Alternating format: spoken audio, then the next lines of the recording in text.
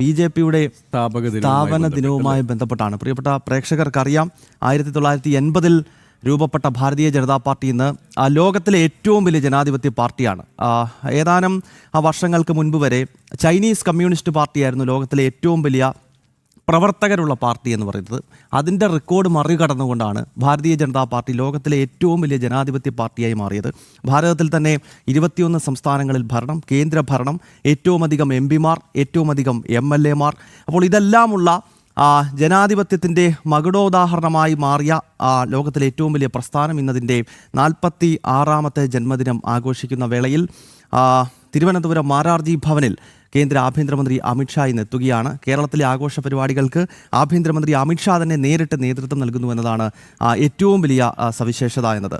MS വീണ വിശദാംശങ്ങളുമായി ചേരുകയാണ്. വീണ, ഈ സുപ്രധാനമായ തെരഞ്ഞെടുപ്പിൽ കേരളത്തിൽ അധികാരം പിടിക്കാൻ ലക്ഷ്യമിടുന്ന BJP, പ്രത്യേകിച്ച് BJPയുടെ സുവർണകാലം എപ്പോഴാണ് യാഥാർത്ഥ്യമാകുക എന്ന് ഒരിക്കൽ അമിത്ഷായോട് മാധ്യമപ്രവർത്തകർ ചോദിക്കുന്നുണ്ടായിരുന്നു. 2017-ൽ ഉത്തർപ്രദേശ് നിയമസഭാ തെരഞ്ഞെടുപ്പിലെ വലിയ വിജയത്തിന് ശേഷം ആ ചോദ്യം ചോദിക്കുമ്പോൾ അന്നത്തെ BJPയുടെ ദേശീയ അധ്യക്ഷനായിരുന്ന അമിത്ഷാ പറയുന്നത്, കേരളം ഉൾപ്പെടെയുള്ള സംസ്ഥാനങ്ങളിൽ, പ്രത്യേകിച്ച് ഈ പ്രസ്ഥാനത്തിനായി ആയിരക്കണക്കിന് ആളുകൾ അവരുടെ ജീവിതം ഒഴിഞ്ഞുവെച്ച നിരവധി ബലിദാനികളുള്ള കേരളം പോലൊരു സംസ്ഥാനത്ത് എപ്പോഴാണോ BJP ഭരണത്തിലെത്തുന്നത് അപ്പോൾ മാത്രമാണ് ഈ മഹത്തായ പ്രസ്ഥാനത്തിൻ്റെ സുവർണകാലം യാഥാർത്ഥ്യമാകൂ എന്ന് പറഞ്ഞത് അമിത്ഷയാണ്.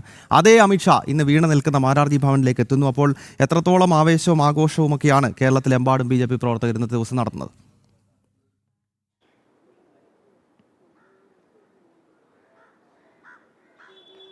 ഗൗതം, ഭാരതീയ ജനതാ പാർട്ടിയുടെ സ്ഥാപക വാർഷിക ദിനവുമായി ബന്ധപ്പെട്ട് വിപുലമായ ആഘോഷം തന്നെയാണ് ഇന്ന് സംസ്ഥാനത്തുടനീളം നടക്കുന്നത്. ഞാൻ നിൽക്കുന്നത് ഗൗതം സൂചിപ്പിച്ചതുപോലെ തന്നെ മാരാർജി ഭവനിലാണ്, സംസ്ഥാന കാര്യാലയത്തിന് മുന്നിലാണ്. പ്രത്യേകതകൾ ഏറെയുണ്ട് ഈ ഒരു സ്ഥാപക ദിനത്തിൽ. കാരണം 1, ഈ ഒരു നിയമസഭാ തിരഞ്ഞെടുപ്പിൻ്റെ പ്രചരണം നടക്കുന്ന സമയം. 2, തിരുവനന്തപുരത്തെ തദ്ദേശ തിരഞ്ഞെടുപ്പിൽ ചരിത്ര വിജയം ആർജിച്ച BJP അധികാരത്തിലെത്തിയതിനു ശേഷം എത്തുന്ന സ്ഥാപക ദിനം എന്നൊരു പ്രത്യേകത കൂടിയുണ്ട്. 3, ഈ പുതിയ കാര്യാലയത്തിലെ ആദ്യത്തെ സ്ഥാപക ദിനം എന്നുള്ളതാണ്. ഈ ഒരു കാര്യാലയത്തിൻ്റെ ഉദ്ഘാടനം നിർവഹിച്ചത് കേന്ദ്ര ആഭ്യന്തരമന്ത്രി അമിത്ഷായാണ്. അത് ഇക്കഴിഞ്ഞ, അതായത് 2025 ജൂലൈയിൽ അദ്ദേഹം പതാക ഉയർത്തിക്കൊണ്ടാണ് ഈ സ്ഥാപക ദിനത്തിൻ്റെ ഉദ്ഘാടനം നിർവഹിച്ചെങ്കിൽ ഇന്ന് അദ്ദേഹം വീണ്ടും ഈ ഒരു കാര്യാലയത്തിൻ്റെ തിരുമുറ്റത്തേക്ക് എത്തുന്നത് പാർട്ടിയുടെ സ്ഥാപക ദിനത്തിൻ്റെ പാർട്ടി പതാക ഉയർത്തുന്നതും ബന്ധപ്പെട്ടാണ്. വിപുലമായ ആഘോഷങ്ങൾ, വിപുലമായ തയ്യാറെടുപ്പുകളാണ് നമുക്ക് സംസ്ഥാന കാര്യാലയത്തിന് മുന്നിൽ കാണാൻ സാധിക്കുന്നത്. പൂക്കൾ കൊണ്ട് അലങ്കൃതമാണ്. ഒപ്പം തന്നെ നിലവിൽ ഇപ്പോൾ ഇവിടെ ഉള്ളത് സുരക്ഷാ ജീവനക്കാർ മാത്രമാണ്, അതായത് പോലീസ് ഉദ്യോഗസ്ഥരും അത്തരത്തിലുള്ള സുരക്ഷാ ഉദ്യോഗസ്ഥരും മാത്രമാണ് ഉള്ളത്. നമുക്കറിയാം, കേന്ദ്ര ആഭ്യന്തരമന്ത്രി എത്തുമ്പോൾ അതുമായി ബന്ധപ്പെട്ടുള്ള സുരക്ഷാ കാര്യങ്ങൾ അത് കർശനമായി തന്നെ പരിശോധിക്കേണ്ടതുണ്ട്. അതുമായി ബന്ധപ്പെട്ടുള്ള കാര്യങ്ങളാണ് നിലവിൽ മാരാർജി ഭവനിൽ പുരോഗമിച്ചു കൊണ്ടിരിക്കുന്നത്.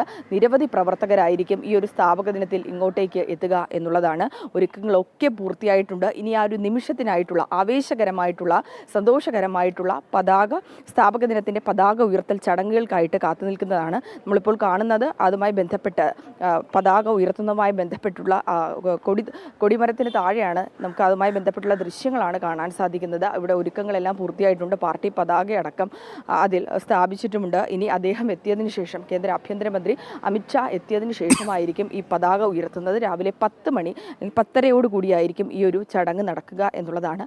ആ ചടങ്ങിനായിട്ടുള്ള കാത്തിരിപ്പാണ് കേരളത്തിലെയും ഒപ്പം തന്നെ ഭാരതത്തിലെയും മുഴുവൻ പ്രവർത്തകർ ആ നിമിഷത്തിനായി കാത്തിരിക്കുകയാണ്. കേരളത്തിൽ ഇനിയുള്ള ദിവസം നമുക്ക് തിരഞ്ഞെടുപ്പുമായി ബന്ധപ്പെട്ടുള്ള പ്രചരണം ഒരു ഭാഗത്ത് നടക്കുന്നുണ്ടെങ്കിൽ പോലും ഈ ആഘോഷവും പ്രവർത്തകരെ സംബന്ധിച്ചിടത്തോളം വളരെ പ്രധാനപ്പെട്ടതാണ്. വളരെയധികം ആത്മവിശ്വാസം നൽകുന്ന കാര്യം കൂടിയാണ്. ഒപ്പം തന്നെ കേന്ദ്ര നേതാക്കൾ ഇങ്ങോട്ടേക്ക് എത്തുന്ന ഒരു സാഹചര്യം ഈ ഒരു സ്ഥാപക ദിനത്തിൽ പല നേതാക്കളും ഇവിടെ ഉണ്ട് എന്നുള്ളതും ഏറ്റവും എടുത്തു പറയേണ്ട കാര്യമാണ്. ടെന്നീസ് ഇതിഹാസവും ഈ അടുത്ത് BJPയിലേക്ക് എത്തിയ ലിയാൻഡർ പേസ് അടക്കമുള്ളവർ ഇവിടെ ഉണ്ട് എന്നുള്ളതും ഈ ഒരു പരിപാടിയിൽ പങ്കെടുക്കുമെന്നുള്ള വിവരങ്ങൾ കൂടി ലഭിക്കുന്നുണ്ട്.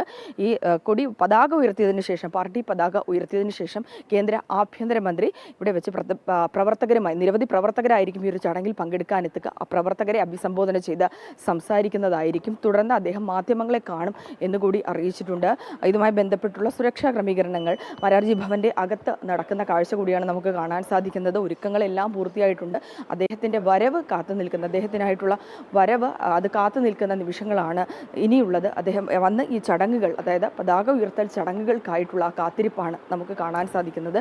ഈ ആഘോഷിക്കുവാനുള്ള ഭാരതീയ ജനതാ പാർട്ടിയുടെ സ്ഥാപക സ്ഥാപക ദിനം ആഘോഷിക്കുവാനുള്ള എല്ലാ തയ്യാറെടുപ്പുകളും പൂർത്തിയായി. ആ നിമിഷത്തിനായി പ്രവർത്തകർ കാത്തിരിക്കുന്നു. ഇനി നിമിഷങ്ങൾക്കകം തന്നെ നിരവധി പ്രവർത്തകരായിരിക്കും ഇങ്ങോട്ടേക്ക് എത്തുന്നത്. പക്ഷേ സ്ഥാപക ദിനമാണ്. ആഘോഷത്തിനോടൊപ്പം തന്നെ മണ്ഡലത്തിൽ സജീവമാണ് ബി.ജെ.പിയുടെ എല്ലാ സ്ഥാനാർത്ഥികളും.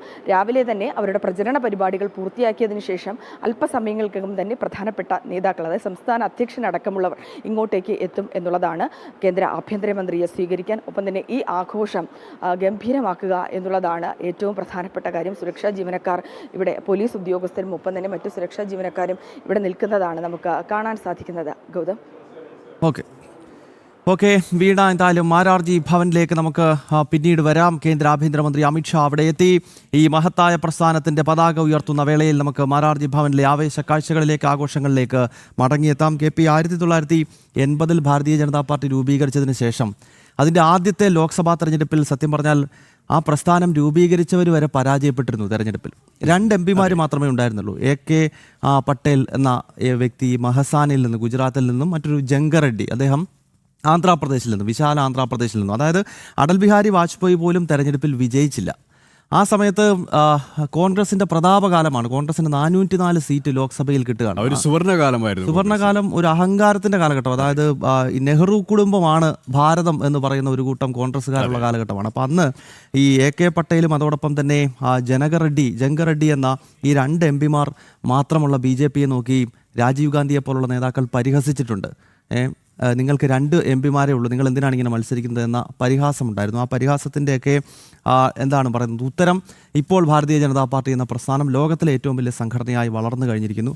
അപ്പോൾ ഇന്ന് അതേപോലെ ഈ കോൺഗ്രസിനെ നോക്കി ജനങ്ങൾ പരിഹസിക്കുന്ന ഒരു സാഹചര്യം കോൺഗ്രസ് മുക്ത ഭാരതം യാഥാർത്ഥ്യമായി കഴിഞ്ഞിരിക്കുകയാണ്. അപ്പോൾ അങ്ങനെ രാഷ്ട്രീയ വിദ്യാർത്ഥികളെ സംബന്ധിച്ചിടത്തോളം ഒരു പഠന വിഷയമാണ് ഭാരതീയ ജനതാ പാർട്ടിയുടെ ഐതിഹാസികമായ ചരിത്രം. എങ്ങനെ ഒരു സംഘടന ഒന്നുമില്ലായ്മകളിൽ നിന്നും എങ്ങനെയാണ് ഒരു പ്രസ്ഥാനം ലോകത്തിലെ ഏറ്റവും വലിയ പാർട്ടിയായി മാറിയത് എന്ന ഒരു പഠന വിഷയമാണ് രാഷ്ട്രീയ വിദ്യാർത്ഥികൾക്ക് ഭാരതീയ ജനതാ പാർട്ടിയുടെ 1980 മുതലുള്ള 46 വർഷക്കാലത്തെ ഐതിഹാസികമായ യാത്ര എന്ന കാര്യത്തിൽ യാതൊരു സംശയമില്ല.